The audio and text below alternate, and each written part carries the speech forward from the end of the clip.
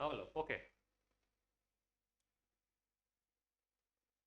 तो जैसा कि आप देख रहे होंगे कि एक sample paper, old sample paper is open 2019-20, so that एक सैम्पल पेपर की जो सीरीज स्टार्ट हो चुकी है पिछले पुराने नए मैक्सिमम सैम्पल पेपर सॉल्व करने की, क्योंकि हम एक बिलीव करते हैं कि आप 4 या 5 महीने में सिलेबस कंप्लीट कर लीजिए, उसके बाद आने वाले 4 या 5 महीने में रिवीजन और सैम्पल पेपर ही आप करें मैक्स टू मैक्स। मतलब मैं आपको एक बच्चे का एग्जांपल देना चाहता हूँ। तो बच्चा था हमारे पास, रोहिणी से आता था, और आप बिलीव नहीं मारोगे, उसने स्टडी तो बहुत ही कम की थी, मतलब 30% ही एज रेस्पेक्ट टू अदर्स, लेकिन उसने सैम्पल पेपर बहुत लगाए थे। शायद मैं आपको बोलूँगा तो आपको लगेगा भी कि इतना ज़्यादा सैम्पल पेपर कोई कैसे लगा सकता है, but 50+ sample paper he solve, क्योंकि चेक तो मुझे ही करना पड़ता था देन। ठीक है, तो चेक करते करते एक ही बच्चे का मैंने 50 sample paper, 50 sample paper check किए थे विद इन द 3 और 4 मंथ टाइम स्पेंड। और you can't believe, in science class 10th में ही गॉट 98 मार्क्स। 2 मार्क्स वो भी एमसीक्यू और एसएसएल रीजनिंग की वजह से चलेगा, नहीं तो 100 आउट ऑफ 100 उसके मार्क्स। सैम्पल पर आपको क्यों करना है? उसके पीछे का जो रीज़न है वो ये है कि एक तो आपका टेम्परामेंट डेवलप होना। देखिए, जब आप पढ़ते हैं, कहीं भी पढ़ते हैं, कोई भी टीचर आपको पढ़ाता है किसी भी इंस्टीट्यूट में, तो this is a one way of teaching कह सकते हैं, नॉट 360 डिग्री।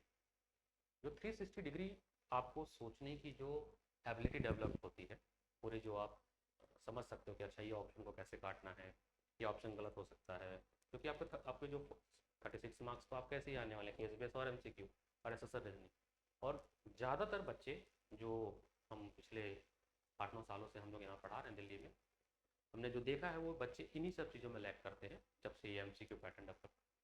डिस्क्रिप्टिव में तो कुछ ना कुछ वो लिख के आते हैं, क्योंकि ऐसे सिखाया गया है आपको कि लिखो, जैसे कि आपसे स्कूल के नोटबुक बनाए जाती है, नोट्स बनवाए जाते हैं, इंस्टीट्यूट में नोट्स बनाए जाते हैं, तो आप लिखते हो। This is also very important part, लिखोगे नहीं तो याद कैसे होगा।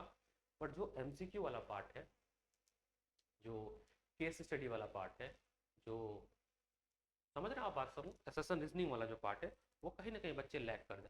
और उस लैग की वजह से बच्चों, मैंने देखा है कि 36 में से बच्चों के 8 नंबर 10 नंबर आते हैं, 9 नंबर आ जाते हैं, किसी के 20 आ जाते हैं, चलो, तो ओवरऑल कम हो जाता है नंबर।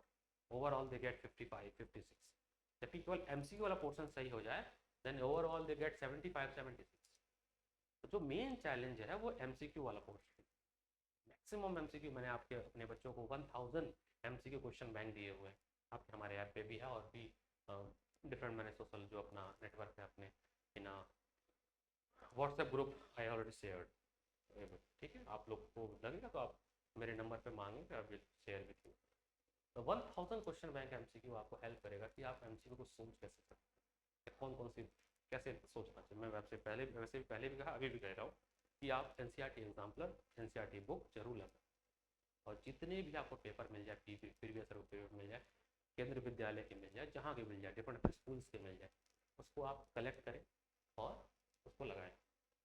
ठीक है, स्लोली स्लोली आपको डिफरेंट स्कूल के, केंद्रीय विद्यालय के, और ओल्ड पेपर्स जितने भी हैं, आज से 10 साल 5 साल के हैं, we are going to record the video of that past paper solution, how to approach, आप कैसे सोच सकते हैं, कैसे आपको अप्रोच करना है, बताया जाएगा। ठीक है, तो ये तो पुराना सैम्पल पेपर है, जस्ट फॉर रेफरेंस मैंने सोचा कि शेयर किया जाए आपसे, और इसके बारे में आपको कुछ क्वेश्चंस मैं आपसे डिस्कस करूं कि कैसे हमें लिखना है, सोचना है।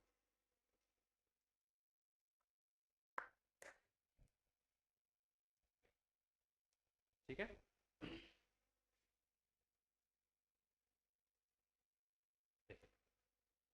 This is the question for human आई।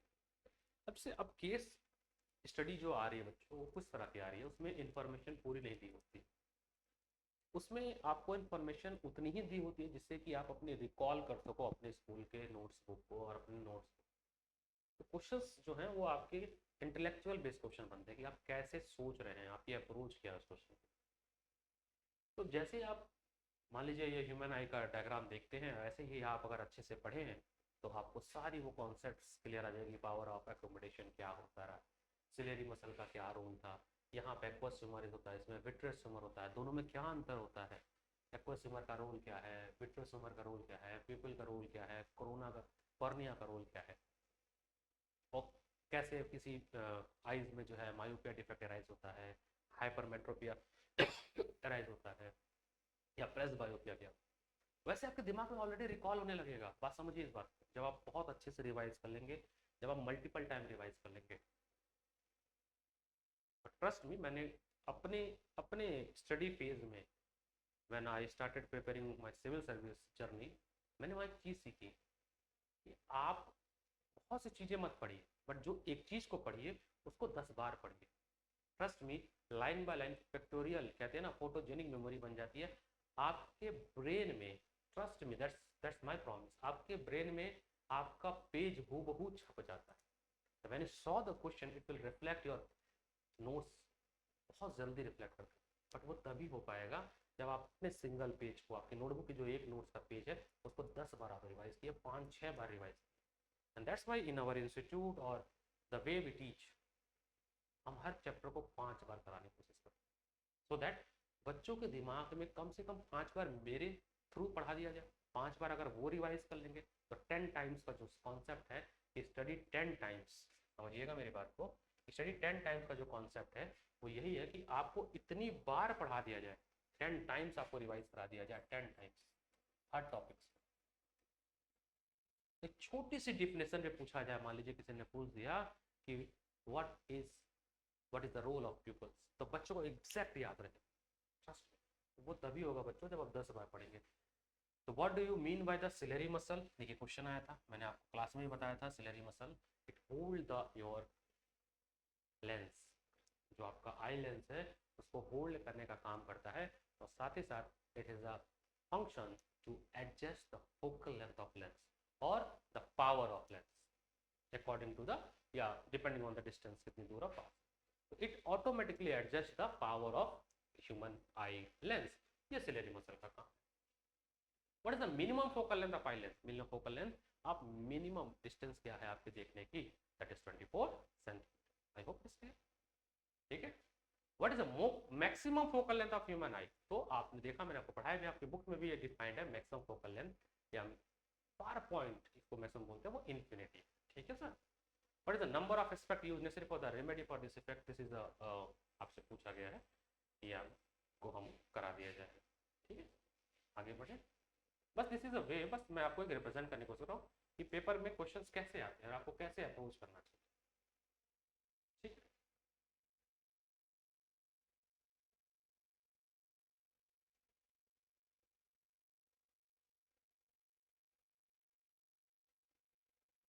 देखिए क्वेश्चन नंबर 9 आप पढ़िए, Fe2O3Al, इसमें the above reaction is example of, अब यहाँ पे क्वेश्चन आप देखिए किसका है, टाइप ऑफ रिएक्शन। देखिए बच्चों, जब आप सैंपल पेपर करिए, develop the approach that I am going to tell you, आप एक क्वेश्चन को करिए बट उसके पीछे के सारे कॉन्सेप्ट को अपने दिमाग में रिकॉल करिए। अब यहाँ पे पूछा है टाइप ऑफ रिएक्शन, तो जैसे ही आपको एक टाइप ऑफ रिएक्शन हो गया तो आपके दिमाग में तुरंत आ जाना चाहिए कि सर ने हमें कौन कौन से टाइप ऑफ रिएक्शन पढ़ाए थे, क्लास में कौन कौन से टाइप ऑफ रिएक्शन पढ़ाया। पहला सर ने पढ़ाया था कॉम्बिनेशन रिएक्शन, तुरंत आपको कॉम्बिनेशन के सारे कॉन्सेप्ट दिमाग में रिकॉल हो जाएंगे।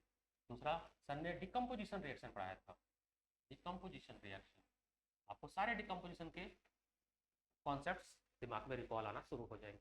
तीसरा, डिकम्पोजिशन में 3 थे, आपको याद होना चाहिए, ठीक है। एक था आपका थर्मल डिकम्पोजिशन, एक्टिविटीज मैंने आपको बहुत अच्छे समझाई थी, थर्मल डिकम्पोजिशन, ठीक है। आपको इसकी एक्टिविटी PbNO3 वाली भी समझाई गई थी, FeSO4 वाली भी समझाई गई थी, ठीक है। दूसरा हमने इलेक्ट्रिसिटी, इलेक्ट्रोलाइसिस ऑफ वाटर सिखाया था आपको, इलेक्ट्रोलाइसिस ऑफ वाटर भी सिखाया था। एंड फोर्थ आपको फोटो डिकम्पोजिशन सिखाया था, फोटो डिकम्पोजिशन, AgBr और AgCl वाला। फिर डिस्प्लेसमेंट रिएक्शन, फिर डबल डिस्प्लेसमेंट रिएक्शन, फिर ऑक्सीडेशन रिडक्शन।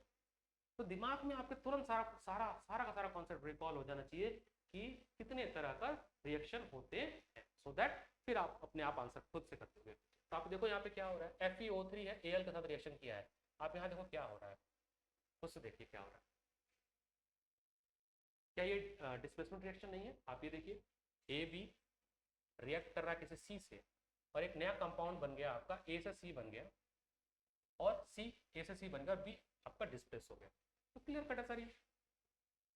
या आपको एक ट्रिक सिखाई थी मैंने ना, या मैंने नहीं सिखाई थी, हमारे बच्चों ने बताई थी मुझे, कि एक रिएक्टिविटी सीरीज याद करने की एक तरीका है, ठीक है, मेरे को तो याद है, बच्चों ने मेमोरी बनाया था। कटरीना ने कार मांगी, ठीक है, कटरीना ने कार मांगी, ऑल्टो, जेन, फरारी। आपको सिखाया था कटरीना ने कार मांगी, ऑल्टो, जेन, फरारी, हाय फिर भी क्यों मिली सिल्वर ऑडी।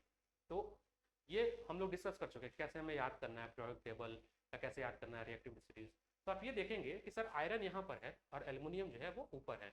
इसका मतलब हुआ सर कि एल्युमिनियम इज मोर पावरफुल और मोर रिएक्टिव देन आयरन। तो व्हाट इज डिस्प्लेसमेंट रिएक्शन, आपको बताया गया था in a displacement reaction more reactive metal displace less reactive metal from their salt solution or from their oxide or their compound। तो यहाँ से देखिए Fe2 क्या ऑक्साइड तो है, आयरन का ऑक्साइड है, ये आपका क्या हो गया, that is the displacement reaction. अब देखिए एक क्वेश्चन बस डिस्कस किया मैंने, इन वन क्वेश्चन मैंने वो सारे कॉन्सेप्ट्स को इंटरलिंक कर दिया। This is the correct way to do a sample paper. बात समझिए, एक क्वेश्चन पे बैठिए, उसको सोचिए इस पे और क्या क्या क्वेश्चन बन सकते हैं।